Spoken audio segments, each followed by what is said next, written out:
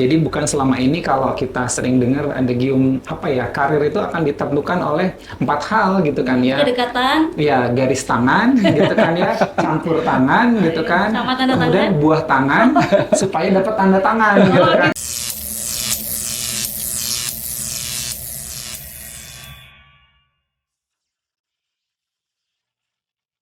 Assalamualaikum warahmatullahi wabarakatuh. Waalaikumsalam warahmatullahi Elektrizan, wabarakatuh. berbicara mengenai human resource pasti tidak akan pernah habisnya. Karena human resource merupakan aset perusahaan yang justru harganya atau nilainya tak ternilai. Nah, untuk podcast room hari ini kita mengundang teman-teman dari Human Talenta PT PLN Persero sudah hadir di tengah-tengah kita. Assalamualaikum Pak Ipung dan Pak Akbar. Waalaikumsalam warahmatullahi warahmatullahi kasih, Kak Lana. wabarakatuh. Oke, Kak Lana ini yang luar biasa. Elektrizan Pak Purnamajati, kita panggil Pak Ipung. Ini Ya, halo. adalah VP Human Talenta Area 1 PT PLN Persero. Ya. Dan selamat datang Pak Ipung di Aceh yang untuk pertama kali ya menginjakkan Iya. kaki di Tanah Rencong ya. Betul Kak, terima Ya. kasih dan sambutan teman-teman di Aceh luar biasa, Ya. sangat hangat sekali. Nah, kalau boleh diceritakan sedikit nih sebelum nanti Pak Akbar, pengalamannya saat menginjakkan kaki di tanah Aceh ini seperti apa nih Pak Ipung? Apa sudah merasakan makanan apa aja nih? Iya, pengalamannya ketika mau turun pesawat nengok di jendela, loh hijau semua gitu, sama biru ya. Di sebelah kanan biru, sebelah kiri hijau ya. Ternyata kelihatan gunung-gunung di belakang kota Aceh sangat indah sekali. Sebelah kanannya lautnya juga biru, indah sekali gitu. Kemudian kemarin turun dari pesawat ya, kita mampir ke langsung ya makan mie Aceh dan memang beda rasanya dengan mie Aceh yang ada di kota-kota lain gitu Kak. Iya, jadi seperti pas turun pesawat seperti menginjakkan kaki di Swiss, cuma nggak ada putih-putihnya ya Pak ya. Betul. Swiss One Sumatera mungkin. Oke, terima kasih Pak Siap. Ipung. Nah, Pak Akbar, ini Pak Akbar Baik. walaupun sudah lama di Aceh, tapi tentunya pasti punya kesan tersendiri untuk Aceh ya. Betul, betul. Boleh Ya. diceritakan sedikit? Ya, alhamdulillah. Ketika saya masuk Aceh bulan Januari ya, saya belum punya bayangan dulu ini kota syariat Islam kayak gitu kan ya. Banyak informasi yang saya dapat, ternyata ya ketika datang ke sini jauh lebih indah, orang-orang yang saya temui jauh lebih baik gitu kan ya, dan suasana kotanya juga luar biasa hangat, akrab gitu ya, penuh persaudaraan gitu. Dan makanya saya juga ngerasa kerasan ya, bersyukurlah, beruntung, alhamdulillah, walaupun keluar Jawa gitu ya, saya pernah di Kalimantan, tetapi ketika di Sumatera ditempatkannya ke Aceh, ini nikmat tersendiri lah ya. Saya bersyukur ketemu dengan orang-orang baik di sini, luar biasa Bu. Alhamdulillah, berarti Elektrizan kita satu poin sudah kita dapatkan, first impressionnya Bapak-Bapak ini berada di Aceh sangat luar biasa. Jadi Betul. insya Allah berikutnya akan juga menjadi lebih ini ya, lebih bahagia, lebih senang ya ada di Insya Aceh ya. Allah. Baik, ini kita langsung karena kita berbicara mengenai human talenta Yeah. ini kami ingin tanya nih ke Bapak-Bapak ya, expertnya bagian pengembangan SDM ya. Pertama ke Mas Ipung ya, Pak Ipung ya.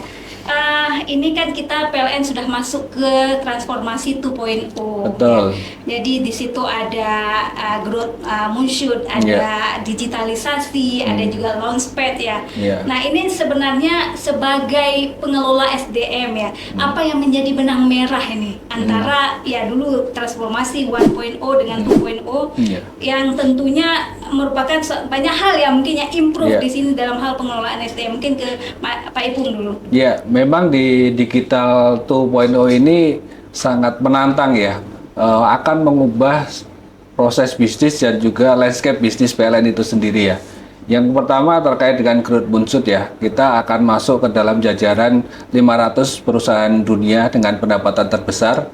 Itu juga tantangan tersendiri karena selama ini kita growth dari sisi pendapatan itu hanya linear saja ya. Kalau linear saja kita nggak akan mungkin masuk ke 500 top revenue Top di global fortune ya. top global fortune itu Dengan nggak akan visinya masuk ya. PLN ya. Betul. Jadi itu harus ada lompatan ya untuk mendapatkan pendapatan masuk ke dalam top 500 global fortune gitu. Iya. Yang kedua terkait dengan digital moonshot ya. Ini juga akan mengubah cara kita bekerja, cara kita berpikir ya, yang selama ini kita lebih banyak kepada pekerjaan-pekerjaan manual ya, kemudian analisisnya masih secara manual gitu, tapi kita akan di-challenge untuk semua terdigitalize end to end dari pembangkit sampai kepada pelayanan pelanggan, bahkan sampai kepada feedback pelanggan gitu. Kemudian yang ketiga adalah net zero moonshot ya. Net zero moonshot ini juga menjadi hal yang baru di mana saat ini kita berbisnis secara konvensional ya, pembangkit listrik dengan PLTU, dengan PLTG ya, dengan PLTA, dan itu sudah berpuluh-puluh tahun kita lakukan ya, sehingga pola kerjanya ya seperti itu aja. Sementara kita akan masuk pada net zero moonshot ini, kita harus masuk kepada EBT, di mana di situ volatilitasnya sangat tinggi ya. Iya.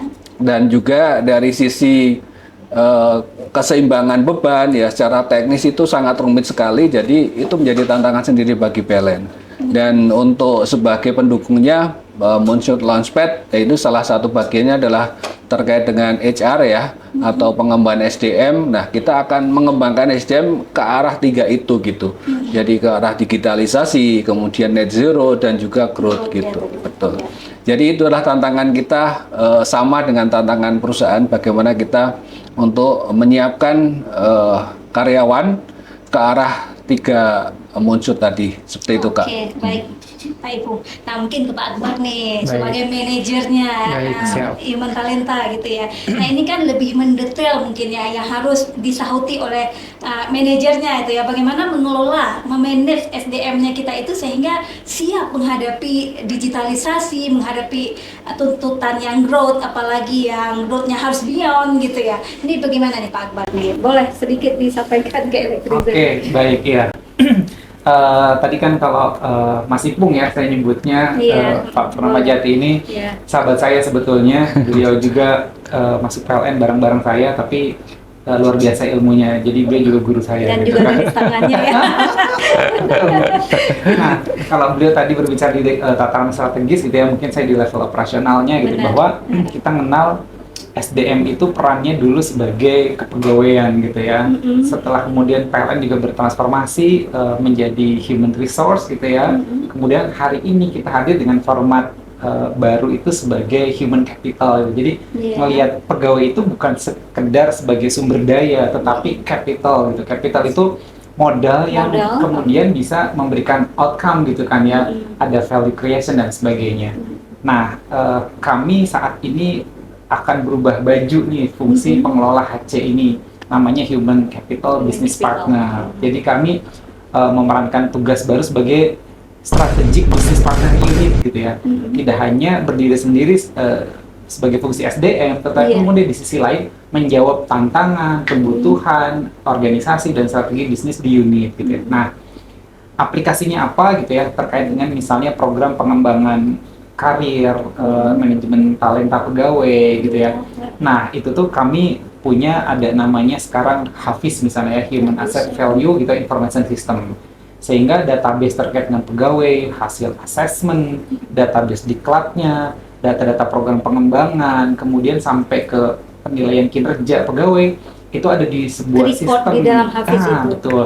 Sehingga ya ini juga mengingatkan teman-teman yang Apa yang harus dilakukan oleh pegawai? betul. Iya. Jadi program pengembangan, program diklat, sertifikasi, kemudian juga aktif di berbagai program knowledge management misalnya, itu tuh akan juga kemudian mengembangkan di samping potensi juga kompetensi pegawai, sehingga pada saat pengembangan karir nanti gitu ya, kita dengan manajemen melakukan ada namanya talent commitment meeting, nanti menentukan talent pool gitu kan ya seseorang, sehingga ketika secara kompetensi ada di atas, dia ada di sebagai high potential atau promotable, akan kemudian berkesempatan mendapatkan kesempatan jenjang karir yang lebih baik, prioritas gitu ya, di prioritas 1 sampai dengan prioritas 4 misalnya, itu yang memang harus kami kembangkan sesuai dengan database Hafiz tadi. Jadi itu salah transformasi digital Moonshot, maupun kita mengembangkan program yang Moonshot Launchpad gitu ya, pengembangan program-program pembelajaran, diklat, sertifikasi dan sebagainya, sehingga ya arahnya karir pegawai bisa berkembang lebih baik gitu. Oke, baik Pak Akbar. Nah, tapi kalau ini kembali ke Pak Ipung nih, kalau satu orang pegawai tidak masuk ke dalam promotable, misalnya tadi yang 4 tadi ya, Siap. ini tapi kan bukan berarti dia harus nasibnya seperti itu terus kan, dia bisa berubah kan? Betul. Apa yang harus dilakukan mungkin Pak Ipung? Ya, jadi semua pegawai itu tentu punya potensi ya. Tinggal bagaimana dari si pegawai tersebut untuk menampilkan kompetensinya dalam bentuk kinerja, dan juga dari atasan adalah membantu agar potensi itu bisa lebih Improve gitu ya? lebih improve, lebih terlihat ya, dan juga nantinya akhir-akhirnya adalah kontribusi kepada perusahaan, kepada kalau di sini kepada WD Aceh gitu. Jadi bagaimana agar orang yang kemarin masuk masih di kategori 4 gitu ya, seperti yang makan Mas Akbar tadi, bisa masuk kategori 2, masuk kategori 1 gitu. Yaitu adalah dari pegawai sendiri adalah berusaha untuk memperbaiki dari sisi kinerjanya dan juga dari potensinya ditampilkan, tentunya dengan bekerja lebih keras. Dari si atasan juga melakukan CMC, Kak, coaching, mentoring, dan counseling ya, biar pegawai tersebut bisa lebih optimal. Kan biasanya atasan kan yang lebih tahu ya day to day-nya seperti apa, potensi pegawai itu seperti apa, cara berkomunikasi, cara menyelesaikan pekerjaan, menganalisis, mengevaluasi, dan memberikan improvement itu kan dari atasannya. Jadi dua itulah yang harus kolaborasi. Jadi bukan hanya atasan yang ngejar-ngejar pegawai, tapi juga dari sisi pegawainya juga harus melakukan improvement diri, seperti itu, Kak. Nah, nanti lambat laun nanti akan dilakukan asesmen lagi sehingga ada improvement di situ, dan kinerjanya kan tiap semester juga kita pantau ya. Harapannya mereka bergerak ke arah promotable dan juga nanti high potential gitu. ya. Oke, terima kasih Pak Ipung. Nah, Pak Akbar lagi nih. Nah, kalau Baik, seandainya si pegawai ingin mengembangkan diri, kan bukan berarti dia harus di struktural kan? Di fungsional betul, juga dia betul. terbuka kesempatan untuk berkembang. Iya. Gimana nih Pak Akbar? Iya, siap, betul. Jadi sebetulnya jalur jenjang karir di PLN itu kan tidak hanya betul yang tadi disebutkan bahwa struktural, tetapi kemudian juga ada jalur karir yang lain. Ada fungsional spesialis gitu kan ya. Kemudian ada juga fungsional expert gitu ya. Jadi kepakaran gitu. Sehingga ini tuh ibarat kayak tiga talent model gitu ya, untuk pegawai bisa melakukan mobility. Jadi dia dari struktural boleh jadi nanti ketika dibutuhkan untuk yang fungsinya spesialis dia akan pindah jadi fungsional spesialis, atau bahkan ketika dia punya kompetensi khusus gitu ya, dia bisa masuk ke kepakaran gitu, dan itu tuh bisa saling cross kayak gitu kan ya. Yang perlu dikembangkan betul tadi kata Pak Ipung terkait dengan aspek kompetensinya. Jadi aspek skillnya, knowledge-nya, attitude-nya. Jadi bukan selama ini kalau kita sering dengar ada gium karir itu akan ditaklukkan oleh 4 hal gitu kan ya. Kedekatan. Ya, garis tangan gitu kan ya, campur tangan gitu kan. Sama tanda kemudian tangan. buah tangan supaya dapat tanda tangan gitu kan. Gitu ya. Nggak ke Tapi sana nggak gitu. seperti itu ya. Nggak ke situ. Nggak perlu cari-cari atau beri-beri buah tangan berarti ya. Betul. Oke. Nah, jadi ternyata jauh sekali ya dalam hal Betul. mengelola SDM ya, Betul. untuk yang transformasi PLN pada saat ini. Iya, Mungkin iya. saya mau tanya lagi ke Mas Ipung, ke Pak Ipung nih. Kita ini sekarang PLN juga membuka kesempatan S2, S3 Betul. ya. Ini gimana nih? Seluas apa sih kesempatan yang diberikan kepada pegawai? Ya, jadi kalau untuk jenjang pendidikan ya, pendidikan formal ya, kita ada program namanya PTP ya, pegawai tugas belajar. Nah, itu bisa dalam negeri maupun luar negeri. Tentunya kita mengambil top university ya, nggak sembarangan gitu kan. Kita ambil 100 top university di dunia gitu kan. Jadi itu juga bukan hanya untuk keren-kerenan ya, tapi kita memang pengen mengambil more value ketika pegawai tersebut sudah belajar. Kemudian yang kedua, kita juga pengen membuat jaringan ya, jaringan komunikasi dengan universitas-universitas dunia tersebut gitu. Dan sekarang kita sudah menyekolahkan ya sekitar 300-an pegawai di PLN, pegawai PLN seluruh Indonesia, itu ke luar negeri dan juga ke dalam negeri.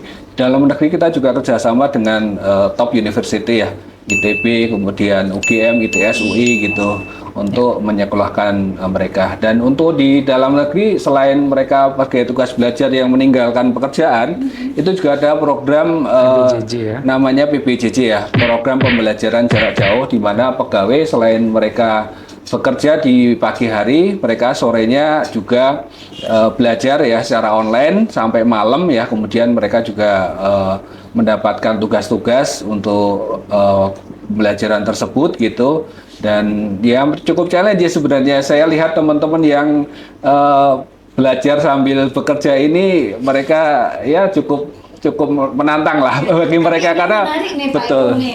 Mungkin saya nanyanya ke Pak Akbar nih. Kalau dikaitkan dengan well-being nih, wellness nih, kita siang udah bekerja sampai sore, terus malam belajar lagi, ini sebenarnya cocok nggak dengan program keseimbangan itu? Gimana kira-kira nih? Iya betul, tentu idealnya balance ya gitu ya. PLN pun bahkan sudah menerbitkan terkait dengan program well-being gitu kan ya. Ada program keseimbangan hidup gitu kan, antara karir gitu kan ya di aspek pekerjaan, terus kemudian juga keluarga gitu kan ya, terus kemudian juga terkait dengan aspek yang lebih personal lah ya, kesempatan katakanlah untuk aktif di kegiatan kayak kalau dulu BKO ya, BKP gitu ya, pengembangan terkait dengan kegiatan olahraga, orang yang mau punya aktivitas kesenian misalnya, atau kemudian kerohanian dan sebagainya, sehingga itu pun perlu balance. Dan di WD Aceh gitu ya, kami di HTD juga bekerja sama dengan beberapa mitra konsultan lah di luar, misalnya ada Relief gitu ya, yang kita berkontrak sepanjang tahun untuk kemudian kita bikin webinar, kemudian ada konsultasi yang sifatnya konseling secara psikologi, dan itu memberikan pembekalan kesehatan mental lah ya, mental health juga mental gitu. health-nya tetap terjaga, bukan berarti maksudnya manggil konsultan yang udah nggak sehat mental, bukan.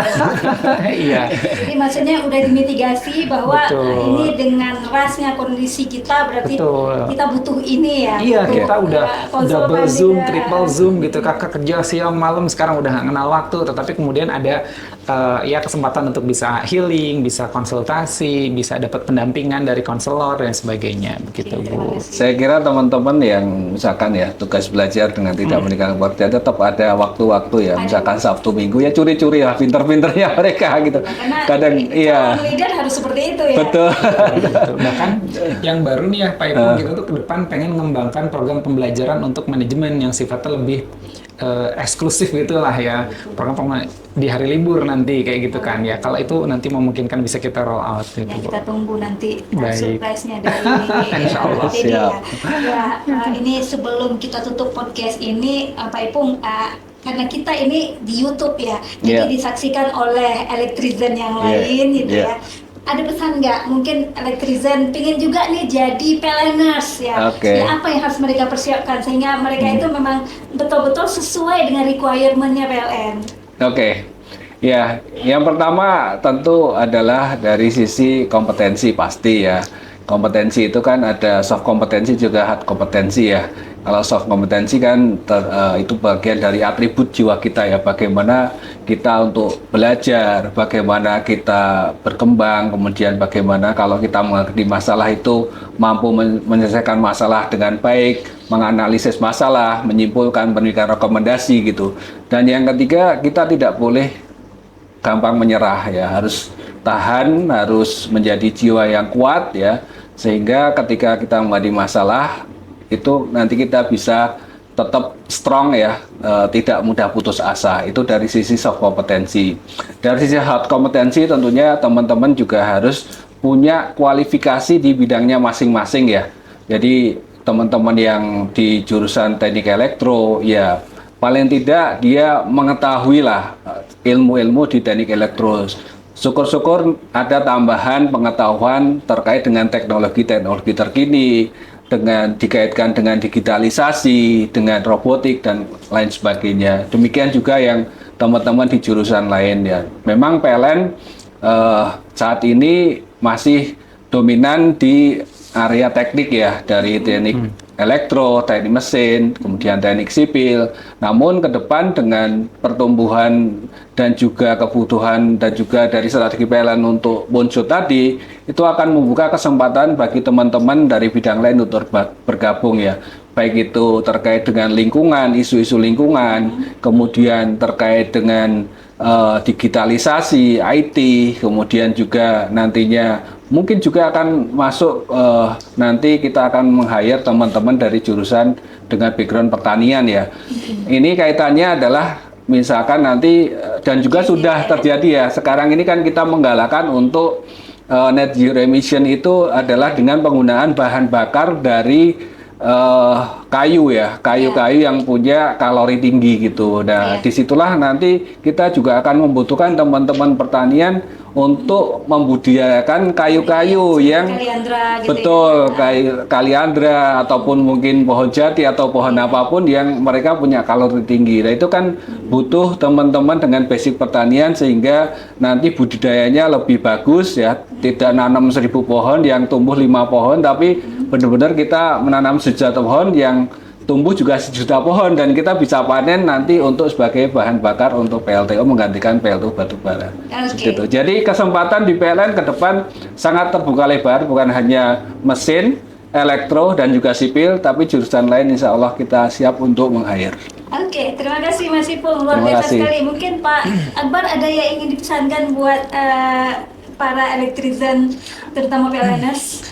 Oke, iya, sekiranya gitu ya, ingin bergabung dengan PLN gitu ya, banyak kesempatan dan PLN juga membuka peluang karir itu dari mulai proses rekrutmen transparan gitu ya, objektif, sehingga percaya gitu ya bahwa yang tersaring juga talent-talent terbaik dan ketika masuk ke perusahaan kita pun akan dampingi menjadi sosok employee champion gitulah ya dengan bermitra kami selaku HTD ya untuk mengembangkan program Human Talent Development sebagai Strategic Business Partner Unit. Begitu Kalana. Oke, terima kasih Pak Terima Ipung kasih. dan Pak Akbar atas pencerahannya hari ini. Terima kasih Terima sudah kasih. memenuhi undangan kami di Podcast Room. Siap. Elektrizen mengelola SDM ternyata bukan hanya mengelola orang, tapi juga mengelola aset dan juga modal dari sebuah perusahaan. Terima kasih untuk menyaksikan Podcast Room hari ini. Wassalamualaikum warahmatullahi wabarakatuh. Waalaikumsalam warahmatullahi wabarakatuh.